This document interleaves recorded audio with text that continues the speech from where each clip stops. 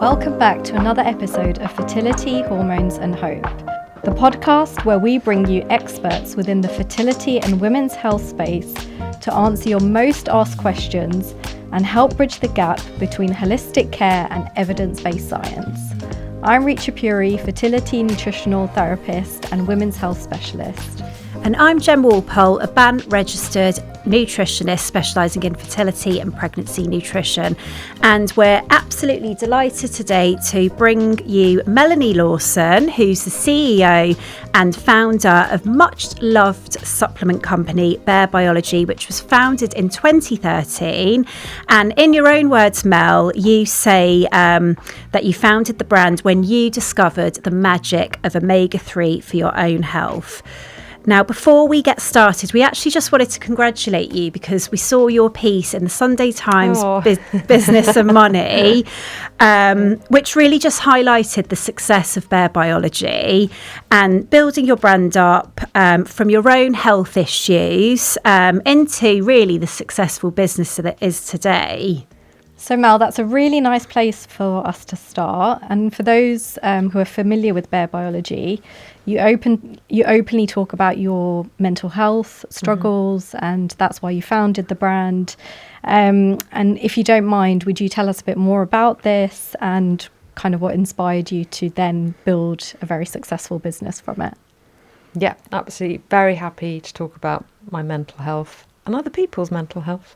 So I wasn't diagnosed with OCD as a 9-year-old, but I developed OCD as a 9-year-old.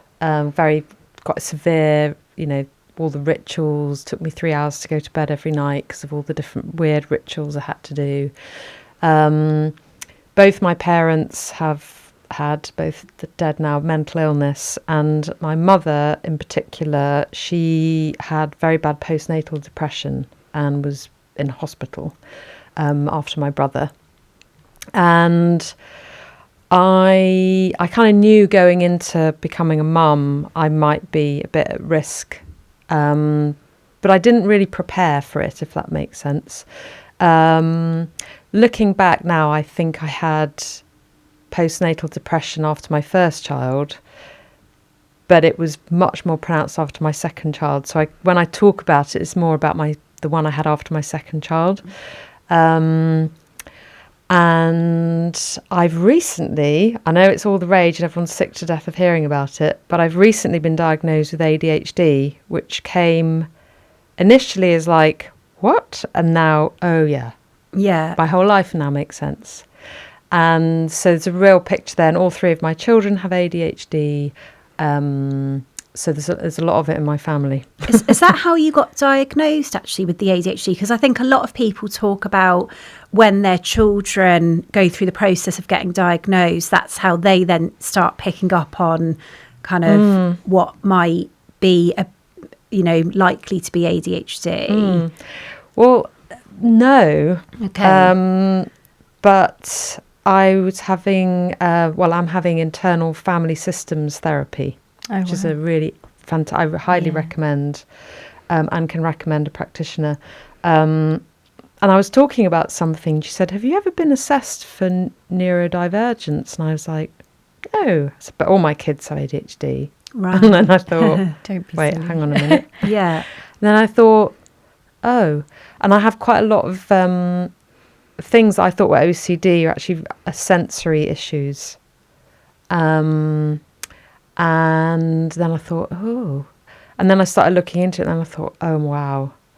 And then, now it's super obvious. Yeah. Yeah. And I've heard a lot, and you'll probably know a lot about this, that during perimenopause, it becomes really pronounced. Yes. Yes. I think, sometimes like different life stages as well. So I was also recently diagnosed, and I think what made me sort of get some therapy and start exploring it was when I had my son, and kind of like you said, those sensory finding like the crying quite difficult, and like the noise, and like this over perfectionism of trying to juggle being a new mum but also a business owner, and things slipping I found very, very difficult. But actually having the diagnosis was really freeing because, like you said, like the penny dropped, and I now have much more I have more kindness for myself. Exactly. Because I understand like why I have, had those challenges, and I'm actually pregnant again. And so it's really nice to just have a bit more clarity on that before kind of I get into those into the crying phase again and things as well, just again so I can be kind to myself. It's so interesting you say that, because now I can look back through the lens of ADHD, and the psychiatrist who assessed me is wonderful. I would also recommend him. I found him on a podcast. There's lots of things that play into it, like you say, the crying, but he said to me, why are you here, why do you want to be assessed? And I said, because I generally hate myself all the time, and it's this deep self-loathing, and I've had years of therapy, and I just hate myself. And he said, that is the best reason to be here. And when like you say, the crying and the disorganized kind of chaos and overload. And I have the really high perfectionist streak, massive. Yeah. And as you can guess, so I run a fairly successful business. I'm extremely productive, very organised, but all actually as a result of, I think, being at school and getting into trouble in the 70s when they weren't as kind as they are now, and being punished for being forgetful or disorganised. So I've built this whole kind of structure. So I'm hyper organised and very stressed all the time. But I know from what I know about it, and I'm still just sort of learning more about it all the time, but for women with this masking, then you strive for the perfectionism because you need you have to work harder to achieve things. So I think it's really interesting now you're a business founder.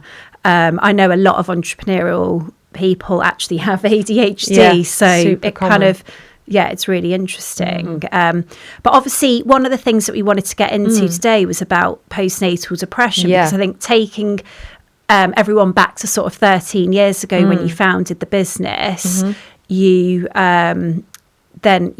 is kind of why you launched your first range, really. So do you want to talk to us about firstly, at what point did you realise you had the postnatal depression? I know you mentioned your second pregnancy.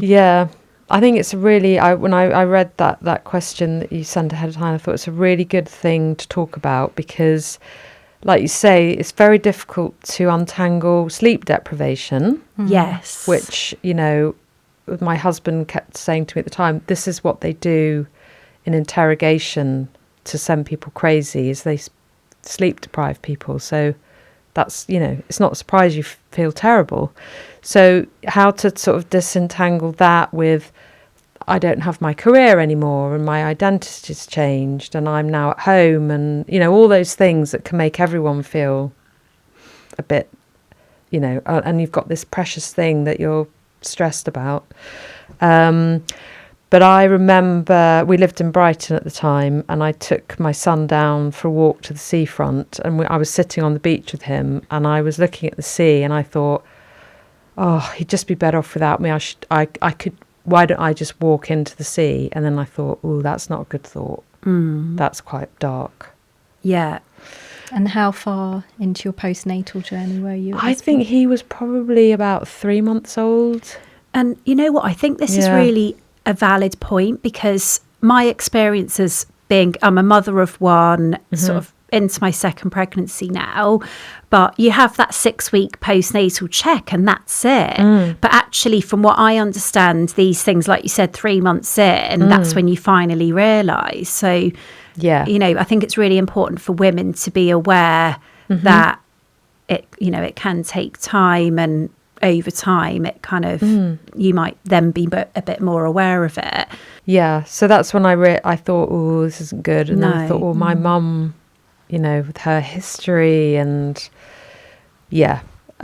because I'm aware of mental illness, I recognised actually this isn't good. So that's when I think I spoke to my midwife about it. Yeah. Maybe. No, not midwife. Who's the lady? Who's the one that comes around to visit The you? healthcare That lady. visitor. Yeah. Yeah. Not midwife. The one that comes and visits you a few times. And maybe that you would still get those touch points, but now, like, I think beyond your 6 week Does that check, not happen yeah, now? it doesn't No one happen comes to the now. house. Even in pregnancy, the touch points with midwives have it's changed dramatically. So, But also GP. yes, Yeah. But it was that sort of moment that made you think this Yeah. is not just sleep deprivation. Yeah. It's not the kind of mum exhaustion that you have. It was that sort of distinguishing point Yeah. of those thoughts I coming felt in. very depressed and Yeah. kind of wretched. And do you mind me asking, Mel, like yourself, did you have any history of depression? I know obviously you've mentioned your mum. Yeah. Yes. Nothing like diagnosed, but I also had a very difficult childhood. So there was quite a lot of trauma and stuff as well. So I'd say that I probably would tick the boxes for having had depression at different points.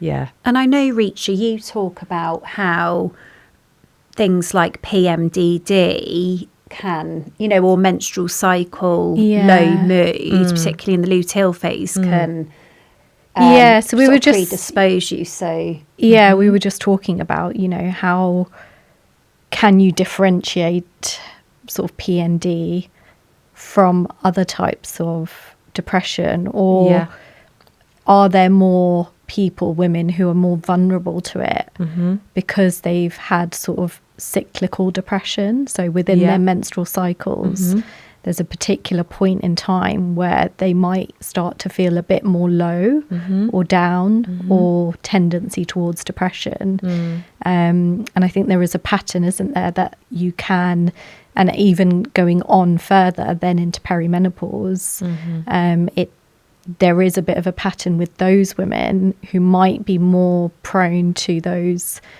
emotional and mood changes because there is a hormonal element to it as well. Yeah, 100%. And I think I'll get this wrong because I'm not a nutritionist or I have any sort of training, but there is something about progesterone sensitivity. Yes. Reacher's favourite topic. Right. And that's the psychiatrist who assessed my ADHD. He's brilliant. He's also like functional. He's holistic. He's So and he talked about that. Just going back to the ADHD now, did you notice that it's become more pronounced at this particular life phase stage? I'm not putting any labels on anyone. No, it's fine. Definitely. So I think I have now menopaused. So I'm through.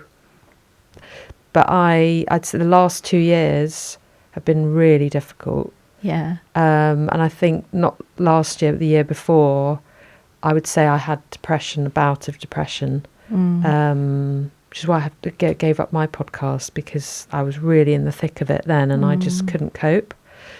And then I tried a bit of HRT and that made me a gazillion times worse.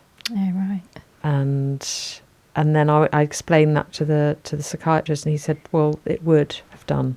Yeah. And my daughters get quite bad premenstrual, I don't want to say moodiness, but they get very tearful, and my eldest particularly gets very upset and sad. And she always forgets, and I say, is your period due? And she goes, oh, maybe. And I go, I bet it is, because it's like the end of the world is here. And then the next day she'll go, oh, Mummy, you were right. My period started, now I feel fine. It's really interesting, isn't it? Because we do a lot of genetic testing and, there are genetic SNPs and variations around the sort of hormone pathway. So it, perhaps there's that link there with your daughters and your genes as well. Yeah.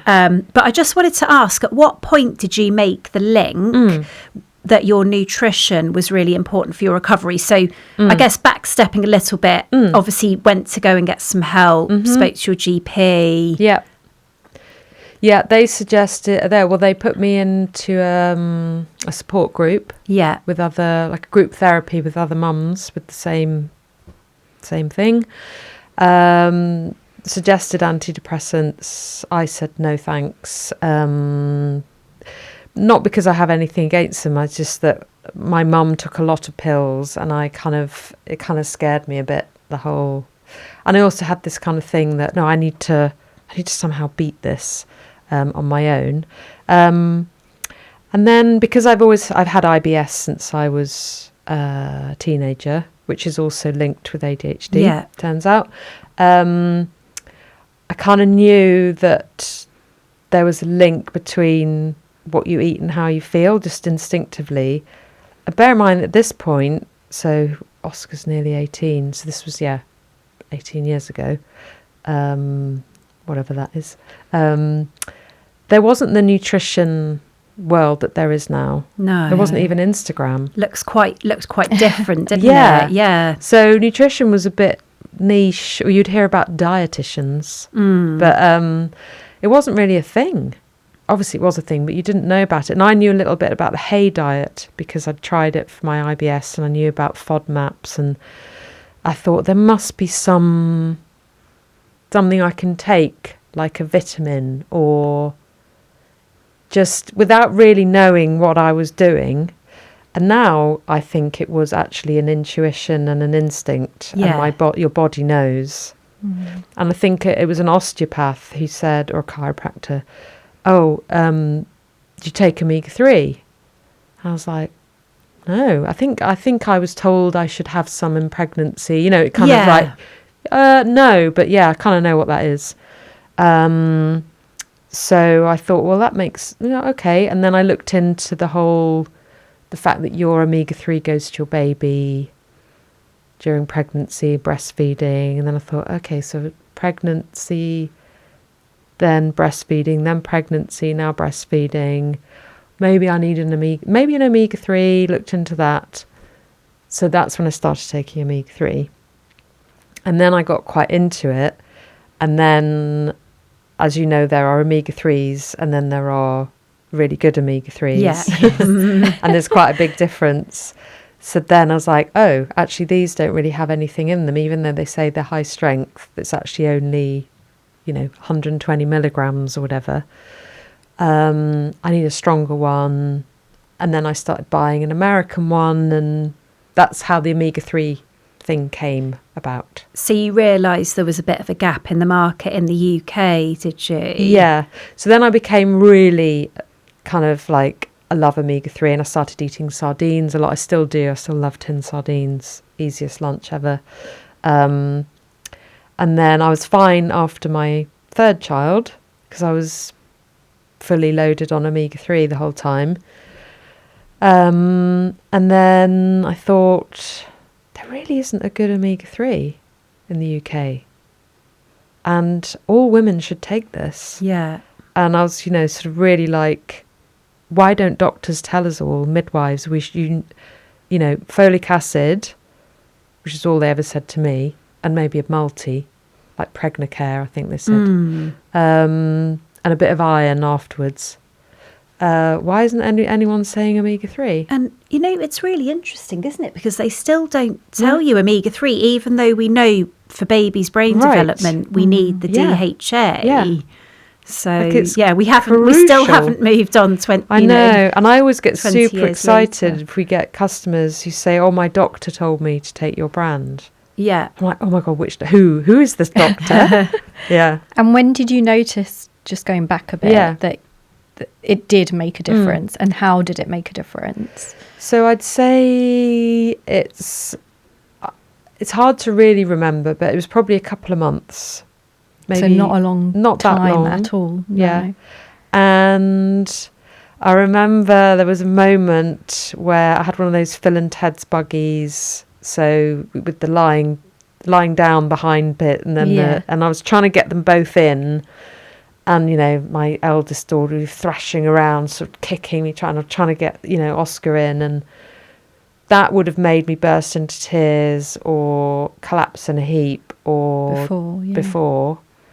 And then I was just like, it's fine, you know. And then I thought, oh, I didn't burst into tears. Wow. There is something with ADHD, isn't it? The rejection sensitivity. Yeah, I really have that. Yeah. Yeah, and even something like that could sort of come into that, and couldn't just it? The chaos, and just the noise, and I just need you to get in the buggy, and or, you know, just be leaving, and then you go, oh, one of them's done a poo. Oh no, I need to change the napping. I'm going to be late, and it's just overwhelm. Oh, so much overwhelm. But there's loads of research to back up the use of omega-3 for mental health. So much.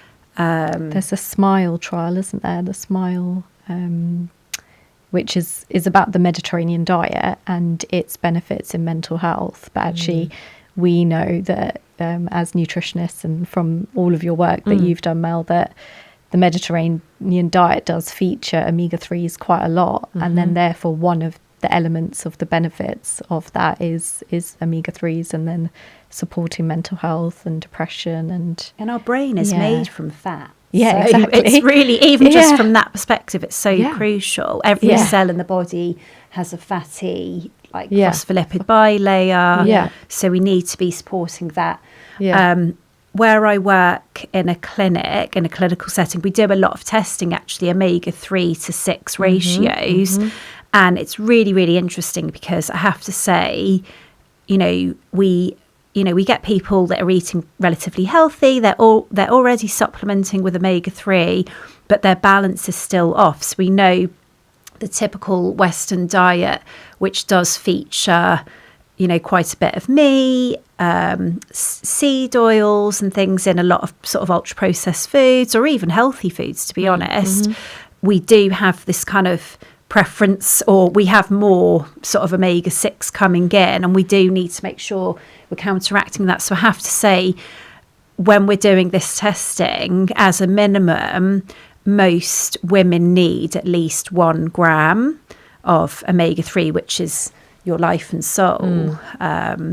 So yeah, really and a lot important. more than you would get in your kind of high street Yes. brand, which are super misleading, and it's a real bugbear of mine that it will say high strength 1,000 milligrams. Yeah.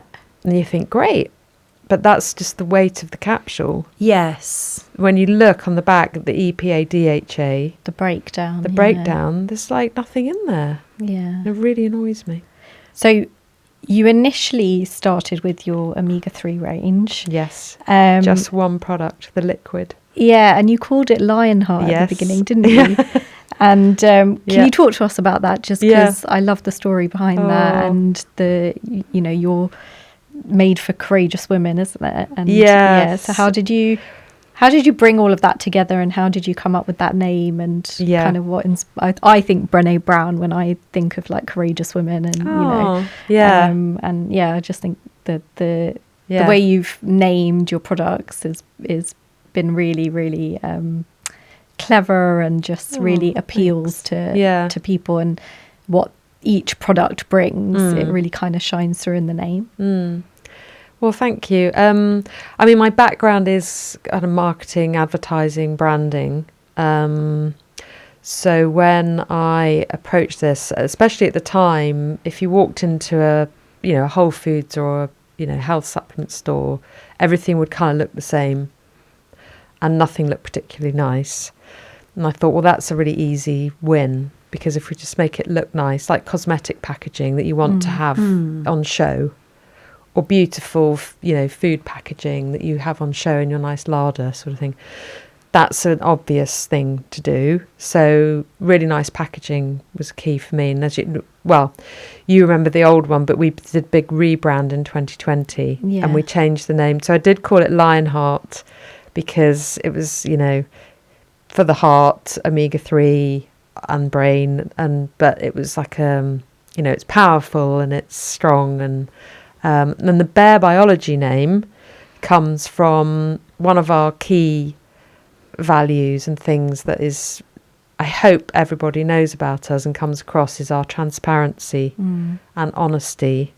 And because one thing I really don't like in anything is deceit, smoke and mirrors, lies, and there's so much of it in the supplement industry. And you think you're getting one thing, but it's actually not that thing, or they're not totally honest with you. And things like the 1,000 milligram high strength, it's a lie. So I wanted to be really transparent. We were the first people to do independent testing on our fish oil by IFOS, which no one still really has heard of, but I don't care. It's really important to us. And so that's where the bear came from. And then biology, because it's about the body. But and the courageous women thing is we're trying, so the brand has sort of evolved over time, and the brand is an extension of me. And I always used to write all of our copy, all of our newsletters, everything, all of our website. But as you get bigger, and I couldn't do it all, people come in and they go, so what's your tone of voice? How should we write stuff? And it's quite hard to articulate to a copywriter. Well, just sound like me. Well, I'm not you. So, it's quite tricky. So we tried to sort of distill down what it is that we are and who we're for and what we're about. And we were talking about the fact that being a woman, you have to be really brave all the time, because we can't walk down the street in the dark without feeling a bit scared and vulnerable. Yeah. And we have to sit through meetings full of men while we're having a horrific period cramp. Or I remember being pregnant, and I remember I was in a meeting with Sainsbury's, who were our client, and I had really bad morning sickness, nausea. And I couldn't tell anyone I was pregnant. And I was sitting thinking, oh my God, I'm going to be sick, I'm going to be sick, I'm going to be sick. But, this face. And so I'm thinking, oh my God, I'm going to be sick. It's like just so many things. Yeah. And women's health is really underserved, way better now than it used to be, thanks to people like you. So that's kind of where that came from, which is a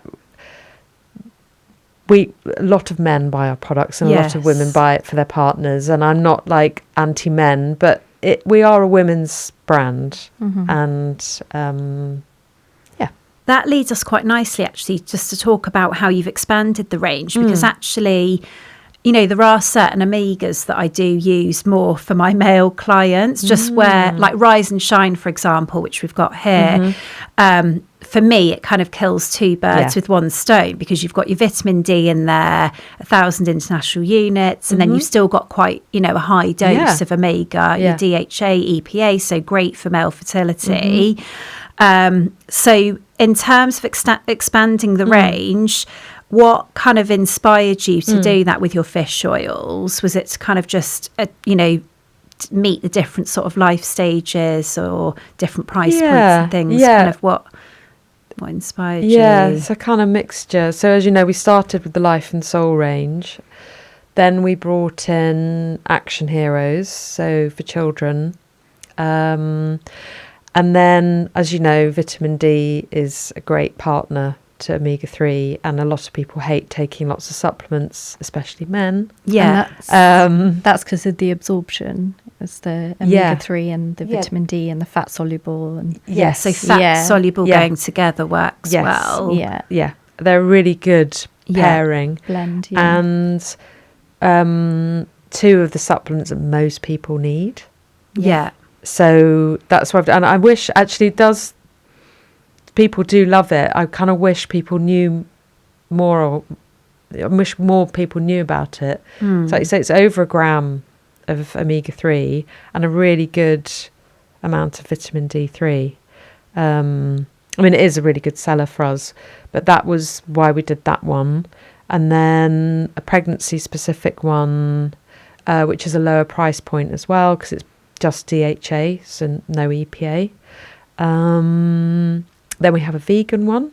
Yeah. And what So am the I missing vegan's from the our algae oil, algae, which yeah. so obviously oily fish is the richest source of omega-3. Then sort of secondary to that, we've got algae oil, and then obviously we've got things like nuts and seeds. Yeah, and as then well. that's because the fish eat the algae, and that's Yes. where they get their source of Yes. omega-3s from, which Yes. then goes into Yeah. the skin, etc. Yeah. So Yeah. it's a really good alternative for sort of vegans It and is, vegetarians. definitely. isn't Or it? if you've got an Yeah. allergy, you can't eat fish. Yeah. Yeah, definitely. Or even just some people can't, Yeah. the taste, can they? It just really doesn't work for Yeah. some people. So. Yeah. And then I know, so you recently increased the levels, didn't you, with Yes. the EPA and the DHA? Yeah. Do you want to talk us through kind of what Yeah. made you decide to do that? Yeah. So that's, yes, in our Life and Soul and Rise and Shine, because the omega-3 in Rise and Shine is the same as the Life and Soul. It's the same oil. Okay. Well, when we first launched 13 years ago, we were hands down the most powerful omega-3 you could get. And then a couple of American brands have come in, and they're very similar. And then the manufacturer who makes our fish oil, they developed an even better, stronger one. And we just kind of thought, that's kind of our territory. And actually, we kind of still, we want to be the best. We want to be the best one. Yeah. And we want to be the most powerful. And we didn't put the price up. So actually, we did put the price up, but that was later. We just kind of want to be the best one, Yeah. really. And it's a really great product. There is actually a lot of evidence for omega-3 Yes. Yeah. being competitive against ADHD medications for the benefits of the symptoms of ADHD.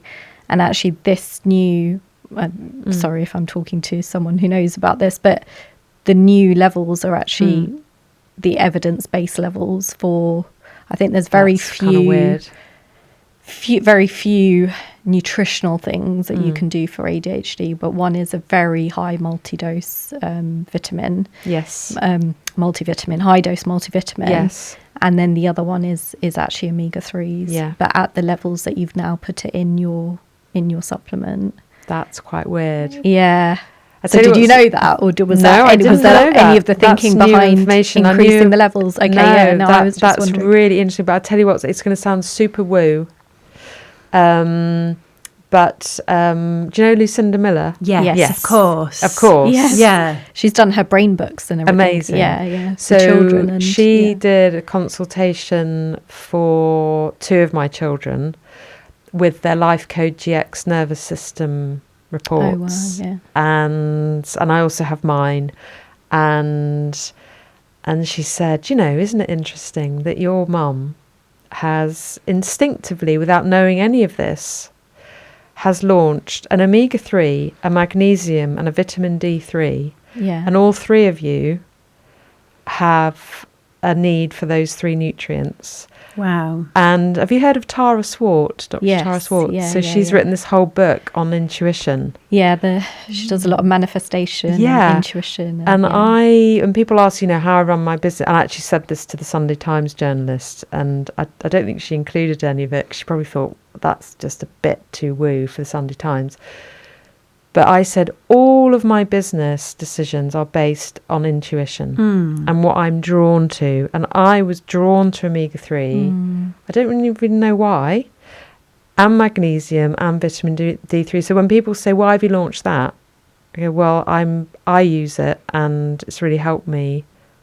And I'm not even sure why. Yeah. And Lucinda said, isn't it weird that your mum Wow. has done this? But it's not weird, is it? No. It's intuition. Yeah. Yeah. Yeah. And the body Yeah. telling Yeah. us. Yeah. And I don't know if there's a heightened intuition if you've got ADHD. Well, there is actually. I was as going well. Yeah. I Interesting. think there's probably an element of that Yeah. coming into it. Yeah, I was Yeah, going to say that I've makes been sense. reading things about kind of being able to like read a room or read people very well. So I Oh, feel yeah. like reading your gut and Yes. kind of that intuition Yeah. makes sense to me. Yeah. But also really interestingly, again, it was Lucinda Miller because I went to a recent conference, and she was talking, and we touched on ADHD in children, and she was saying that actually children, when they're tested, they have low levels of omega-3. So again, I know you have your product for children. Really, really important to kind of highlight and spotlight that, because it is just such an important brain food, isn't it? And it's just and what's annoying is that with the health claims and all that, we're so limited what we can say. And wouldn't it be so much easier? And I understand all of those reasons, but if mum's navigating, how do I help my child? And if only there could be something that says this really helps with ADHD, but you can't say that. No. You're not allowed to say that. No. And it's also that it has so many different properties and helps with so many different things. And it's that inflammation piece as well, and just dampening down the inflammation, bringing that down, but also just feeding the brain, really, which is what we were saying, that cell membrane integrity. And the brain is fatty, so it just gets absorbed so well. And you do see it with just your kind of sharpness improving, your cognition improving, just so many different things with omega-3s, as well as all the other benefits like the heart health that you were talking about. And you see it in the skin. We have a lot of it's not sold as a skin supplement, but so many of our customers go, oh my god, my skin. And again, sort of omega-3 plays into those anti-inflammatory pathways, doesn't it? And obviously Richa and I, being fertility nutritionists, it's absolutely key to any of our supplement protocols, and it's bare biology sort of every time. Like I said, I use Rise and Shine a lot with my male clients, because we often work with couples, and then Life and Soul. And then, obviously, as sort of times change and women get pregnant, we might consider changing things up a little bit, and you've got your whole range there for different life stages. I mean, we were saying it's obviously because we're nutritional therapists, it is a food first approach. But we were saying that people might eat oily fish, but then they might not realize how much oily fish that they need to eat, and so only eating it once a week is just not really enough, is it? And you need to be having it at least 2 to 3 times a week. And it's also the fish that you choose. Unfortunately, say, if they're buying salmon, thinking, oh, it's fine, I have salmon once a week. Farmed salmon in particular has a fraction of the omega-3. They actually give those farmed salmon omega-3 supplements. Wow. And what's the quality of those like as well? Exactly. But the other thing that we need to think about as well with fertility and pregnancy is is sort of toxicity and mercury and things like that. So actually using the supplement, obviously getting some from the diet, like you said, 2 to 3 portions. You can get the walnuts, chia, flaxseed, but we have to make that conversion to the EPA and the DHA. But supplementing with a third-party tested pure omega-3 is really, really important. Really important. Yeah, and especially with a fish oil or something, the purity is so key, isn't it? And you source yours from Netherlands? Norway. Yeah. Sorry. Yeah.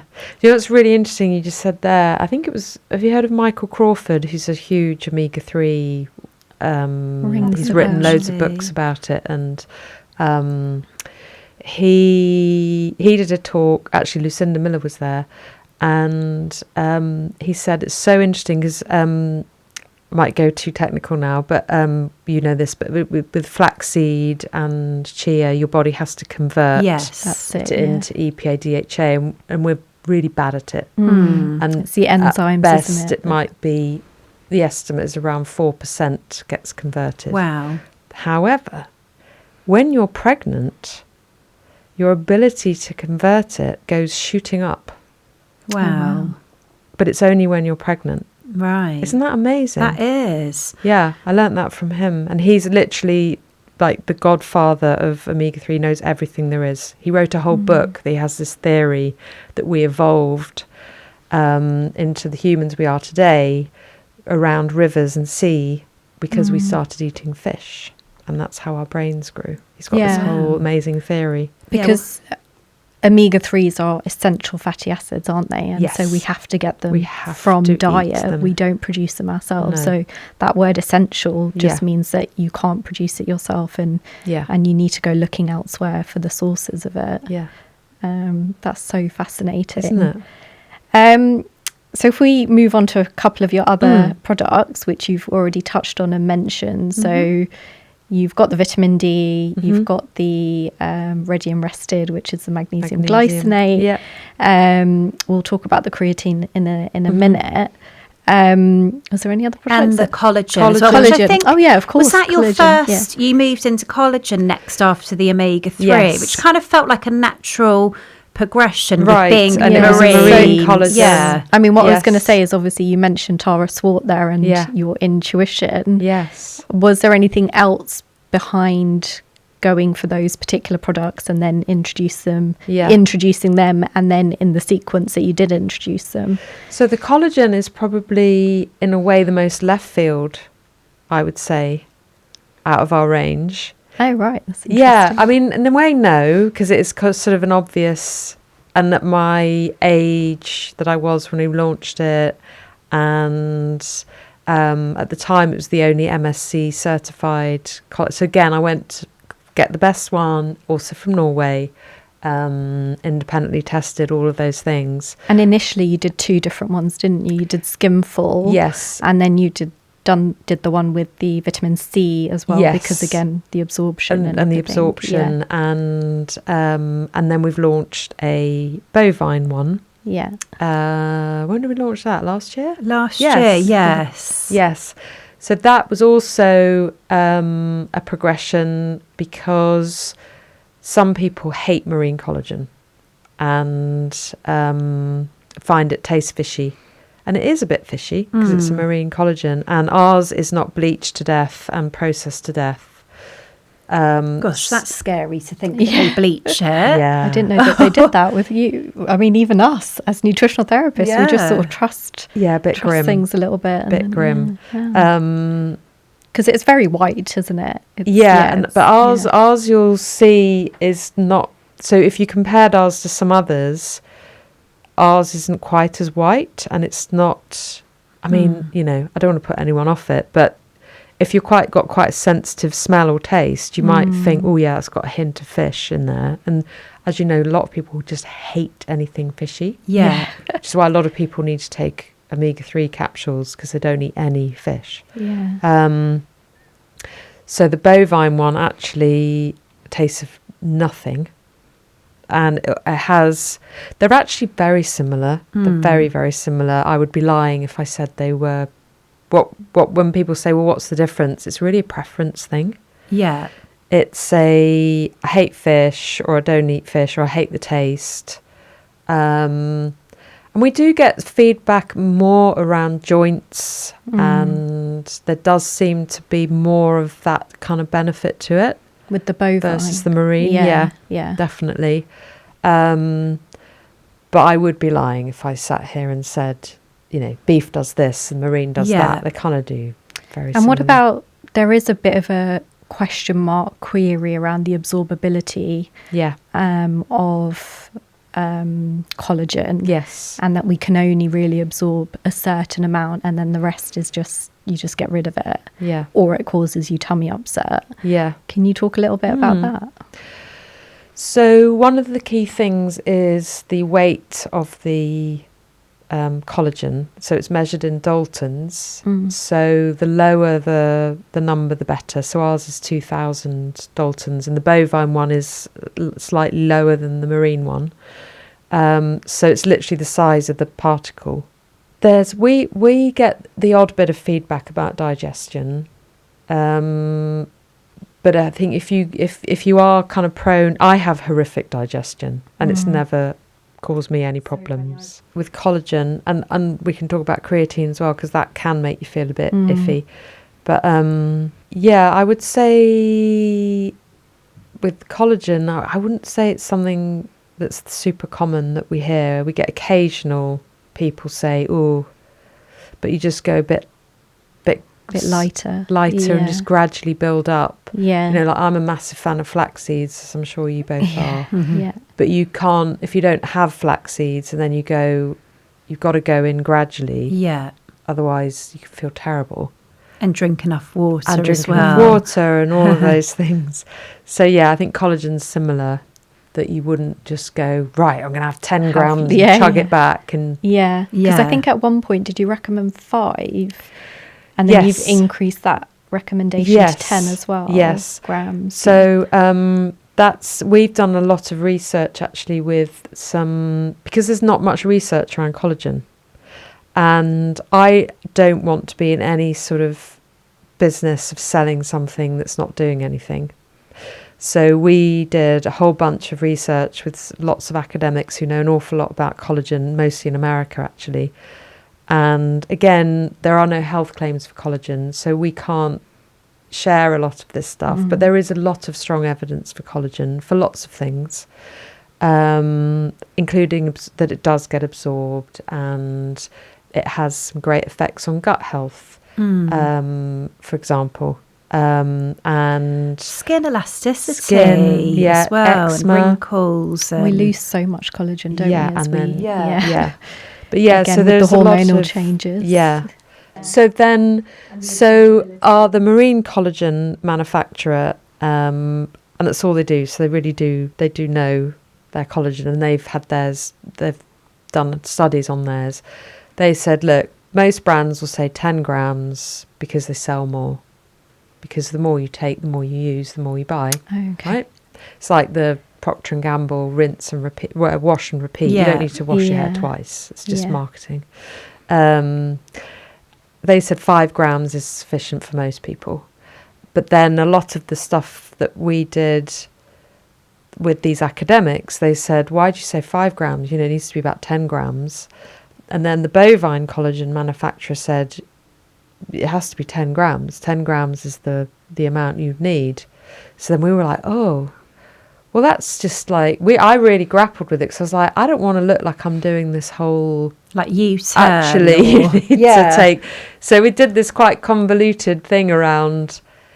For age, I remember your post about... Right. Because that got me listening. I was like, oh God, I need to have more. 2 scoops. Yeah. So I now do 10 grams. Yeah, me too. And I think it's probably around 10 grams. But also what I say to people is, with the same with our fish oils, we say, you know, the daily capsules, which is our bestseller, you can just take 1. Yeah. And if you want to, you know, spread your money further, just take 1. Yeah. Or with the liquid, you can take half a teaspoon. Yeah. Also, it's kind of compliance as well, because sometimes, probably shouldn't admit this, but even in pregnancy, sometimes I've remembered like my morning or my lunchtime dose, and then I'm like knackered in the evening. Yeah, so you don't want to.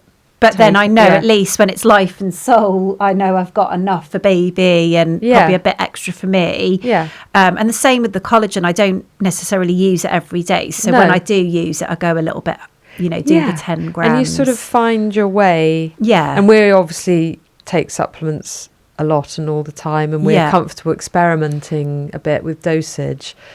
I get it with customers who, and I think they see it a little bit like medication. They get a bit stressed, like, and how do I measure it, and how do I make sure it's 10 grams exactly? And we're like, it's actually fine. Just play around, and then you think, actually, this isn't doing anything, then up it. Or if you think, then, you know. Yeah. And it's very personal, isn't it? It is. All bodies are different and how you absorb stuff. And the same with the vitamin D as well. It's probably worth mentioning. Yes. Like one thing that I know you're passionate about this as well is actually testing. Yeah. Because, you know, actually we all have different needs. It depends, you know, there's, like you said, there's a genetic link with vitamin D because you can have some SNPs around sort of what your needs My husband has that. Yeah, it's quite common actually. Because we do a lot of this testing, we see it with a lot of people. And actually, I mean, I have to say, since I've used your vitamin D and I've done my genetic testing and I am keeping my levels just that bit higher than perhaps I used to. Yeah. I have a lot less frequent colds and Cold, illness and things yeah. like that, touch wood. I'm literally like, Yeah. But yeah, I think it's really important to test where you can. So things like the vitamin D, Yeah. just check your levels sort of Yeah, every definitely. 6 months or at least once a year. So I you're think actually dosing at the beginning of sort of accordingly. winter and then the beginning of summer is Yeah, a good I think idea. it's a It's really a good good way idea. to do it. But I you think do need also to like tweak, from yeah. testing, we find people with super low levels as Yeah. all well. the time. So it's not just about Yeah. making sure you don't go too high. The low Yeah. levels are a real problem, aren't they? Especially Yeah. in this country. Yeah. Yeah. And just the amount of things that vitamin D is important for. Yeah. From we're talking about immune system, we're talking about brain health, Yep. we're talking about Bone hormones, health and bone health, perimenopause. kidneys, Yeah. like just Fertility. so many. Ovulation as well. Ovulation. Yeah. Yeah. I remember I did a Yeah. reel for you guys Yeah. probably about a year ago I had now. no and idea that until a was- few years ago. Yeah. Yeah, but Yeah. it is really, really important. I mean, you know, It is. finally the government recognised during Finally. COVID, didn't they? Yeah. And also different ethnicity. So reaching in, I Absolutely. see it a lot with Yeah. Yeah. sort of South Asians, Yeah. darker yeah, skin. Yeah. just our absorbability. But I also Yeah. see it with, you know, Caucasians as Yeah. well. It's not just We get no bloody sun. Yeah. No. And I Yeah, think people think, exactly. oh, you know, I've been on like a couple of sun holidays and no. I'm fine. Yeah. Yeah. But if your levels are low and you've never gone in with a higher dose to bump Yeah. it up, they Yeah. might have been sort of okay, but then Yeah. they kind of drop back down. And Yeah. it drops back down quite quickly as yeah, well. exactly, because Yeah. it's what we were talking about. It's fat Yeah. soluble vitamin, isn't it? And what I like so about a it's- spray, which is in fat, beam balance, is so this time of year, and you know, when everyone's got the lurgy, and my eldest had the flu right after New Year, and I was like, oh God, go to your room, please. As I literally, I will go.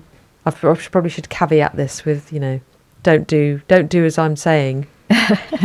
But I'll do like 5 sprays for a few days. Yeah. So I'm like, I don't want to catch that. And then I'll Yeah. sort of play around with it. And then in the summer, I won't supplement necessarily unless there's not that much sun, or, you know, I You're kind a little of bit more relaxed about it. I kind of go, Yeah. Yeah. But I Yeah. think that's the other thing as well. Like in your product, it's 4,000 units, isn't Yes, it? And in so 3 people sprays. just don't really understand as well just how much we need to be No. able to get decent levels. No. Some people will supplement with sort of 1,000 units, Yeah. or even less, or in a multi. 400. They're like, oh, but there's vitamin D in my multi. Yeah, I'm like, yeah. But how much? And it's just not touching the sides. Yeah. But I think the for most problem is people. the guidance. Yeah. The NHS guidance stipulates Yeah. 400 Yeah. international units, Yeah. which unfortunately just isn't enough for most people know. because we're already deficient before we start I sort of know. adding one in. But I really love that product actually because one thing I can't stand is when they have like additives and sweeteners and Yeah. things Same. like that. Yeah. Can't bear it. So, and I know you recently, so you did your flavoured one with the peppermint oil, and then again, perhaps because of customer feedback, was it you did the unflavoured? Well, it's because of me. Oh, okay. I didn't Your want to, I feedback. didn't want to do flavour because I hate flavours, and peppermint gives me indigestion, heartburn, Oh, wow. and there's also some contraindications for peppermint in pregnancy and very young children. Oh, right. I mean, at high doses. Okay. But everyone's like, no one would buy an unflavoured one. And I was like, well, I can't use that because I hate peppermint and I hate flavours. So we launched the unflavoured one largely for me, but also I know that there are other people like me. So I use the unflavoured one, and it actually is really popular. Does it? Yeah, I was going to say, does Yeah. it sell well? Yeah. Yeah. Yeah. Because also, if you're hiding it in your kid's drink or something, you can just spray it into the drink. Or my kids prefer the peppermint, but my Yeah. husband and I can't bear the peppermint. That's really interesting, actually. Yeah. And I guess also just, you know, along your kind of values and the purity and not having additives and things Yeah. like that, that whatever you've put your vitamin Yeah. D in, the Yeah. base product that it's in, would sort of tie up with all of that as well. Yeah, so it's just MCT, Yeah. and the peppermint one's just natural peppermint, and there's no sugar, there's nothing in it. Sweetness 'Cause and I things just, like why? that. Yeah. just don't need. There's lots Yeah. of good, no, they're not that good. There's lots of vitamin D sprays around, but I don't understand why they have to have sweetener in them. No. It's kind of going against what you're trying to do, really, isn't it? You're trying to improve your health with something, but then you're putting sweeteners and additives and fillers and it just doesn't make sense. So Mel, with your latest launch, which we're both super excited about, both received our packs. yes, thank you for sending that. So it's called High Flyer, and it's your creatine monohydrate. So you formulated this with like a trademarked or registered ingredient. So it's the Crea Vitalis. Hope I'm saying that right. Yes. Can you tell us a little bit more about that form? Yeah. So, basically, as you know, I like to get the best one. And I'd started hearing about obviously I've heard about it before, but I was in that camp of, that's just for bodybuilder dudes. And then I remember a mum friend asking me, my son wants to take creatine. Isn't that like a steroid? Is that safe? And I went, oh yeah, it's really safe. No, it's fine. And then I started hearing, and then all the Rhonda Patricks and people started talking about this amazing research for sleep deprivation and also for ADHD. There's quite interesting stuff coming out. And I was thinking, oh, that's really interesting. And then, but all of them would talk about, but you have to get the trademarked one called Crea Pure, which is the same. It's the same thing. I'll explain the difference.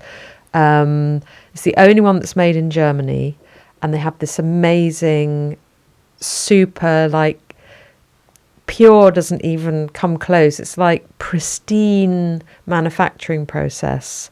It's all they make, and that's the one you have to get. And all of the others are made in China, and this is the one you need to get, and it has much lower digestion issues. And I was like, right, okay, I think we should do a creatine, but it has to be this one.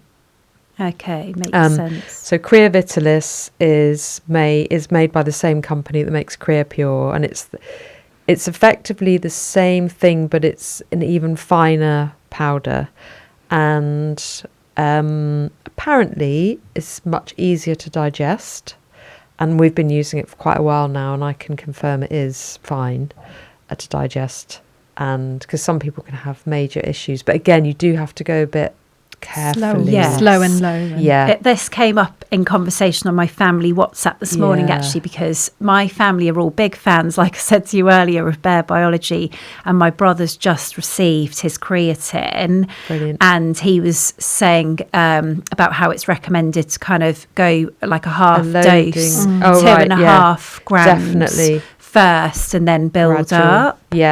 And if you're very sensitive, I would maybe even go a bit lower. Right. And just see.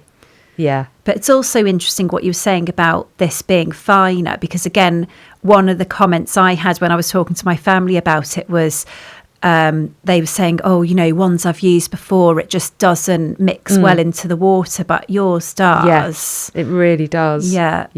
And it's got a bit of a taste. I'd say it's like a slightly bitter taste. It's not unpleasant, but it's not at unpleasant, all. and you get used to it. I'm sure you heard about the creatine gummy scandal. Where there were all these creatine gummies selling like hotcakes, and they had no creatine in them. Oh my gosh. Or like nothing. But this is a thing, isn't it, in the supplement industry, which I know we've spoken about transparency. Really dodgy.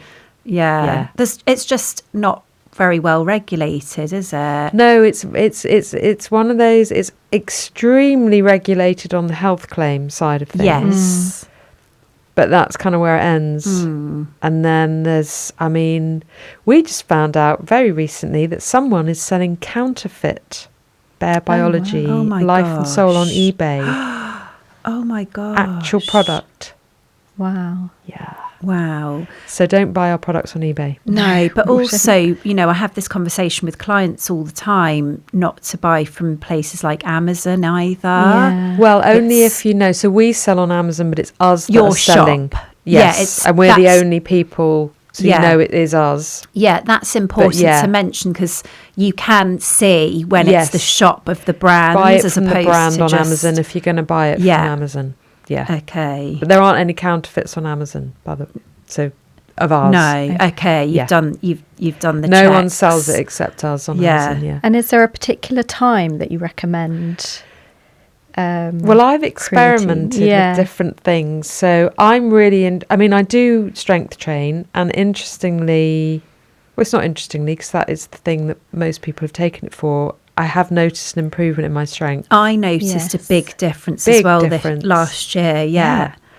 But I'm really interested in it for cognition and the brain fog and And the sleep? my sleep issues are also ADHD related. Didn't know that. Yeah. Sleep issues.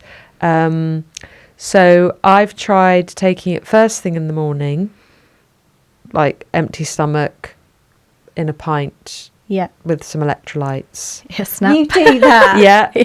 You So we were saying, you know, it's really hard for us to get all of our supplements in. sibling. And I was like, I literally just put everything in one glass in the morning, or I put it in my flask, in my water flask, if I'm That's the other going thing I do. to do exercise or Yes. whatever it is. Yeah. So it just I need put it to all do in that. Just in put it one all hit. in. It's just easy. They're all powders. And I was saying I've got one of those, you know, handheld whizzers because Oh, yeah. sometimes they don't dissolve that Yeah. well, some products. Yes. And Especially so if if you you just get want yeah, to kind the of mixing. get Yeah. them mixed in, otherwise sometimes it gets a They residue sit at the bottom yeah. as well. So Yeah. yeah, just different tips really of how Yeah, we can and like it depends also what your stomach can take. Exactly. Yes. Yeah. So you might not want to. So I made this dreadful mistake once. If you had LMNT. Yes. Yes, Oh yeah, God. they're Hated electrolytes. that. Oh wow. Yeah. I so stupidly salty. chugged a pint of it in the morning because all these, you know, kind of Influencers. gym bro types, and then I had to sit through a team meeting thinking, oh my God, I'm going to be sick. I felt so ill. Wow. So but don't sometimes do that with if- some supplements that is a thing. If you take them on an Yeah. empty stomach, Yeah. you can get this kind of Zinc. I find. regurgitating and Yeah. you know, repeating on you sort of Yeah. thing. So yeah, like you're saying, it's best to experiment and see. Yeah, but creatine you can do On an once you're used yeah. to it. I On an think empty stomach. Stacey Stacey Sims. Sims. Says Yes. if you can't get your protein in the morning, Yes. it's a good alternative, or it's Yeah. something to take. Yes. Because so that you're not training Right. on an empty Well, stomach. I love her protein coffee thing. Yeah. So now what I do is I have, because I'm trying not to drink coffee first thing. Yes. That's not a good thing, is it? No, it's not a good thing. Is have a cacao with protein, Oh, nice. collagen, Yeah. flax seeds, and then that's a really lovely Yeah, just a little way something to start the day. Yeah. But then and then I just have the creatine. I like you say in my bottle if I'm going Yeah, out. Or yeah. But I yeah, actually, just if I've got experiment. I've got a big bottle, Yeah. so I actually double dose it because I Yeah. just think in that amount of water, I do too. and because you're just So then you sipping get it, 10 you're grams. sipping it slowly. You're not going to Yeah. overdo anything with it in that way as well. So yeah, there's lots of different ways. Yeah. So one of the things we've sort of touched upon it, Yeah. but we wanted to ask, obviously since you've started Bare Biology and to now, you have gone through many different life stages. Yes. And life stages as a woman. Yeah. And, you know, now you're saying you've got this recent ADHD diagnosis. Has that influence, even with the Ready and Rested as well, with, you know, sleep and things, has that journey influenced your products that you've brought out and the stages at which you've brought them out, do you think? Or has it literally purely been your intuition that's guided you with it? I'd say it's been a combination of the two. Yeah. Largely intuition. Yeah. The magnesium came from sleep issues, and I was buying a lot from another brand and just thinking, It was this is going nuts. up and up in price. Yes, and then hard to get hold of. Yes. I think we're talking about the same one. Because there weren't many really on the market, good Not ones good, at the right dose. exactly. And the right form. So then I just thought, this is so obvious for us to do this. Yeah. And we launched it last January, and it did everyone just bought it immediately. Yeah. I just ended up switching all my clients over to that one. Yeah, me too, actually. I've been really happy with that, because also that's one of those supplements where people see an immediate, because omega-3 collagen, that takes a bit of time. Yes. To feel any difference. But people go, oh my God, I slept. So this is where the conversation stemmed with my family, with my brother moving into the creatine, because he, off his own back, I think I put him on the vitamin D, off his own back, he then got the magnesium, couldn't believe the impact it had on his sleep and also his stress resilience. He's saying he's a lot, which I love the name, ready and rested. So it kind of encapsulates both of those two things. Yeah. And now we're moving him into the creatine. Get him on the whole range. Yeah. We've all got mini shops, haven't we, of Bare Biology? Oh, we really have. Yeah. Is there anything that you do to strengthen your intuition, or is there anything you'd recommend, us and our listeners to listen and get the messages even more? It's actually a goal of mine for this year, to try and tune in more. Yeah. Because you've done an amazing job already. Oh, thank you. I was talking about this just the other day. Whenever I've ignored my intuition, I've regretted it. And it's often around people or situations, or sometimes it's suppliers of ours or people you hire, or you're interviewing. And before, occasionally, if I would ignore my intuition and there'd be a red flag or there'd be something niggling me, and then I'd think, I don't know, am I being, and I've always regretted it because I was right. So I would say the big thing is start to trust it more, and then I feel like it gets stronger. Yeah. It's really interesting actually, because I know you've mentioned kind of menopause and sort of post-menopause, and it is that like wise woman kind of phase, isn't it? Definitely. And like leaning into that, so it feels quite like a natural next progression for you and the business as well. Definitely.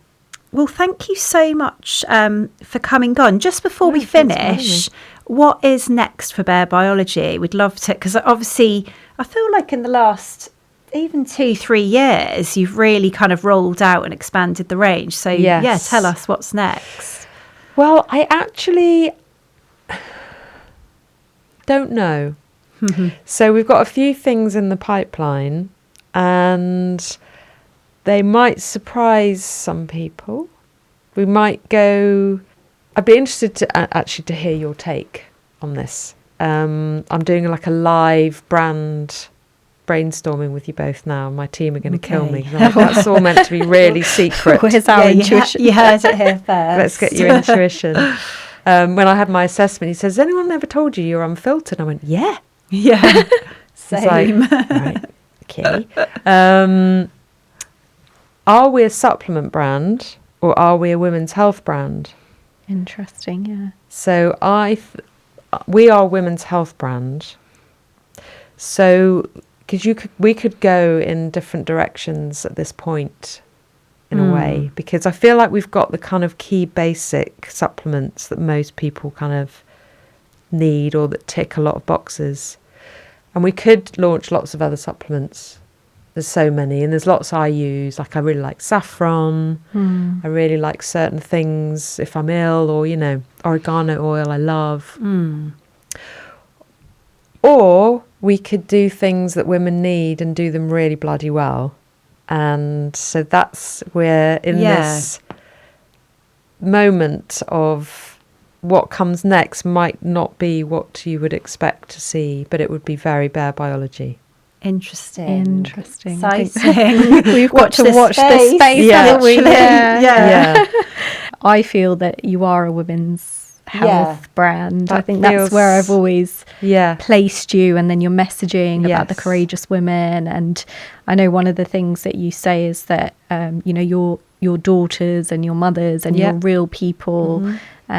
And that's where a lot of the brand ethos comes Mhm. from, as well as your like transparency and purity and things. So I guess I've always just Definitely. known you in that way, and Yeah. because you're a woman founder as well. Yeah. You know, all just kind of fits in Yeah. that picture. We did also want to ask you, when I put you on the spot a little bit Yeah, here, go on. what would be your 3 key takeaways from our chat today for our listeners? Take an omega-3. Yeah. Essential. Essential. If you don't take anything else, Yeah. I would say that let's say trust your intuition. Yeah. I think that's a really key one. That served me very well in life. What would be my third one? You might have ADHD. And if you do, we'll give you lots of support in the show Yeah. notes, because we've talked about Yeah. a lot of really good resources today. Yes. So we'll make Yes. sure we pop those in. Yeah. Yeah. I think there are quite a few things that I just put down to being a woman, or that like imposter syndrome, Yeah. rejection sensitivity dysphoria, which I didn't know the name, but Definitely, I'm yeah. like, I have that in buckets. Yes. Yeah. Quite a few things I think you might not associate with ADHD that then Just makes might a lot of help sense, you. like you're saying. Yeah. I mean, none of us are experts here, are we? But no. just from our own journeys and research and learning, etc., I think, yeah, if there's anyone who wants to reach out. So we're going to wrap up there, Mel, but thank you so much for coming Thank on. you. What a pleasure. So Yeah. we do have a gift to our listeners today from the lovely Bear Biology and Mel and the team, and that's a discount code for you to use on any of the Bear Biology products that we've discussed today. And the code is HOPE20, and it will give you a generous 20% off your first purchase with Bear Biology. So thank you for that, Mel. So thank you so much for listening today, and we hope you've enjoyed this episode, enjoyed getting to know Mel and Bear Biology as a brand better, and also found it really helpful. We've covered quite a lot of topics today, haven't we? So, you know, from postnatal depression to ADHD, what it means to be a woman, as well as the Bear Biology range as well. If you are affected by any of the topics that we spoke about today, please seek help, speak to your GP or your healthcare provider. And that should be your first port of call. But do check out the show notes, because we'll make sure that anything that we've mentioned or cited today are in there for further support and resources, etc. Just also to mention, if you are taking any medications, do just check again, like with your GP and healthcare provider. Things like omega-3 can interact with medications and things like that. So that's worth just mentioning as well. If there are any other topics you'd like us to cover, or if you have any questions, then please do get in touch. We'd love to hear from you. And don't forget to like this episode, subscribe to the podcast, follow us on socials for news and information on follow-up episodes and more. We really do look forward to seeing you on a future episode.